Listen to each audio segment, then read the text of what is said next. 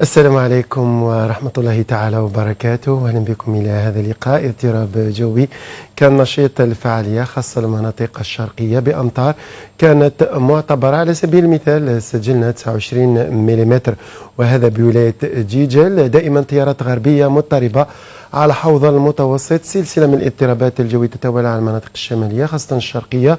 هناك تنبيه ساري المفعول عن تواصل لتهاطل الأمطار خلال أمسية اليوم ستخص الواجهة الشرقية. إذا أمطار على شكل زخات رعدية مرفوقة بحبات من البرد خاصة على الواجهة الساحلية. تواصل لتساقط الثلوج كذلك على القمم الجبلية الداخلية الشرقية ومنطقة الأوراس. لكن على المناطق الوسطى السحب ستنتشر تكون أكثر كثافة خلال ظهيرة اليوم على الواجهة الساحلية الشرقية خاصة المناطق الوسطى الشرقية. هنا احتمال لبعض الأمطار المتفرقة. بعض الأمطار المتفرقة كذلك ستخص خلال الأمسية الهضاب العليا الغربية. سحب عابرة أكثر كثافة على شمال الصحراء. درجات الحرارة دائما في تراجع. طقس بارد على المرتفعات 9 درجات على كل من الجلفة لغواط بوسعادة المسيلة كذلك قسنطينة سطيف. 8 درجات على السعيدة. 17 درجة على وهران وتلمسان. 15 درجة على العاصمة. 21 درجة على ولاية بشار. 28 درجة على تيندو في نفس المقياس على تامن راسات وحتى على ولاية جانت.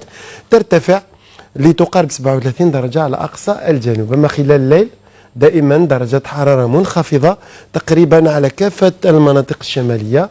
ننتظر 4 درجات دون الصفر. طقس بارد على كل من سطيف باتنا كذلك الجلفة. درجة واحدة على تيزي وزو والبويرة. 3 درجات على العاصمة. 9 درجات على ولاية بشار. 8 درجات على غرداية. ننتظر 5 درجات فقط على بسكرة المغير وتوغوت. 10 درجات على ولاية إليزي. 15 درجة على تيندوف. 14 درجة على الصحراء الوسطى دائما على مقياس على أقصى الجنوب مع 20 درجة. البحر خلال ظهيرة اليوم يبقى دائما مضطرب على السواحل الشرقية. هنا رياح معتدلة تصل لغاية 40 كم في الساعة.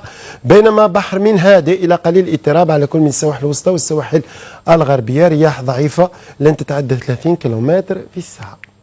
غروب الشمس لنهار اليوم السبت على مستوى العاصمة سيكون بحول الله في تمام 6:44 دقيقة.